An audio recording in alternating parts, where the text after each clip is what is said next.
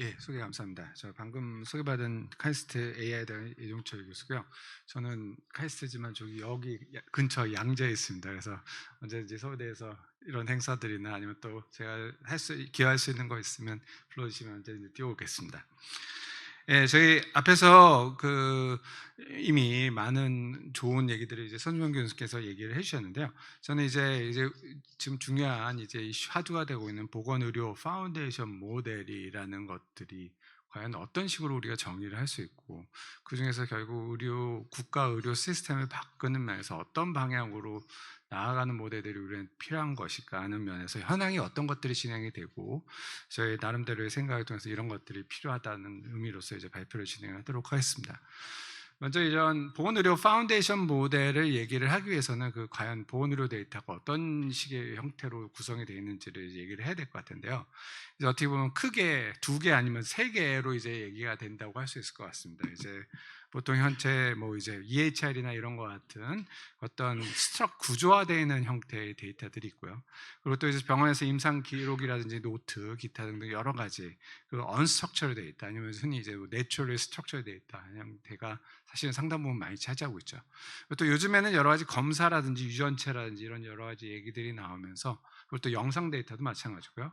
어떻게 보면 특정한 형태의 구조를 가지고 있는 데이터, 이런 것들로 이제 구성이 될 것 같습니다.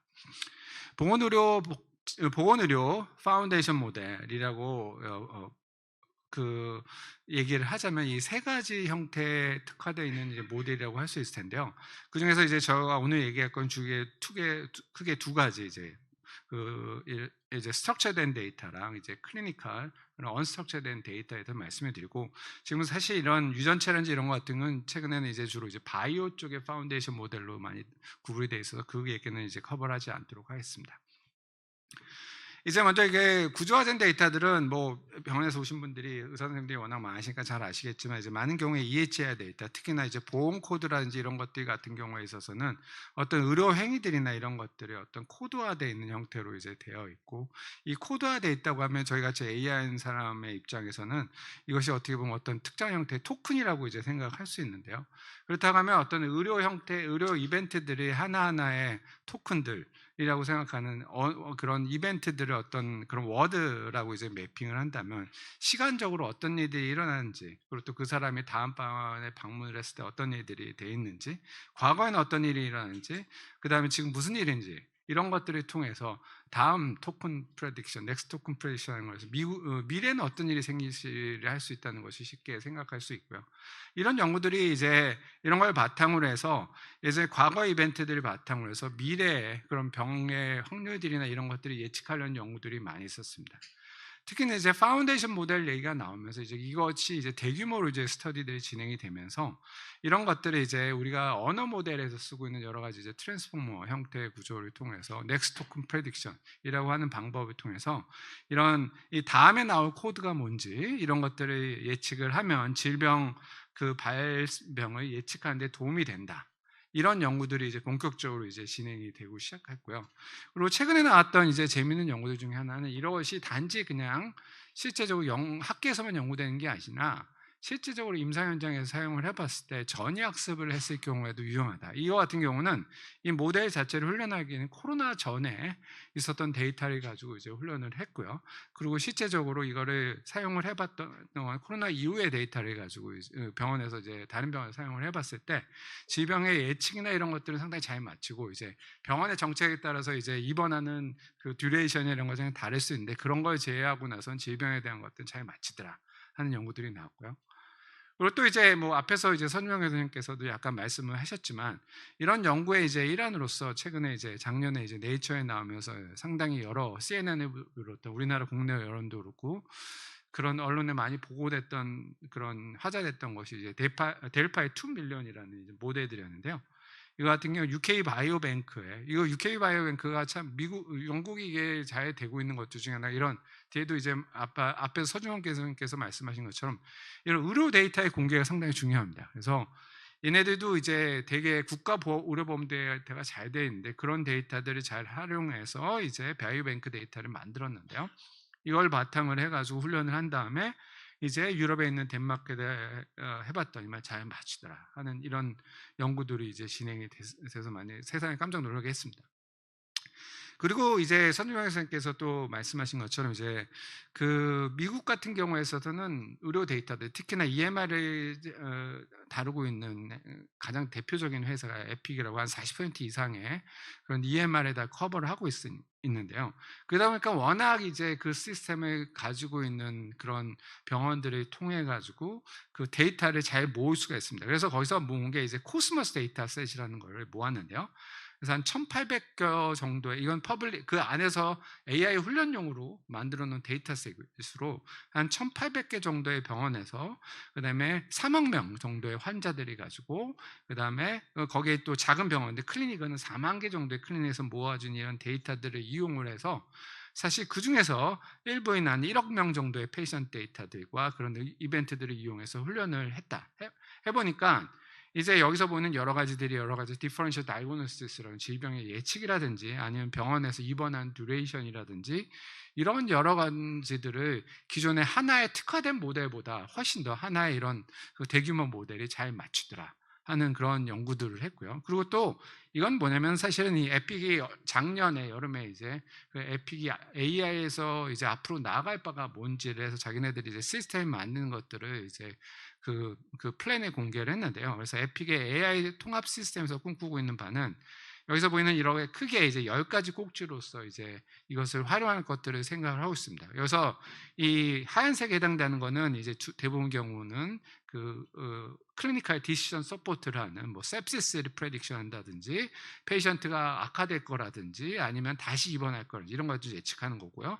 그리고 아까 말씀 노란색은 코스모스 데이터셋이고, 이 파란색은 녹색이 아주 신기한데요.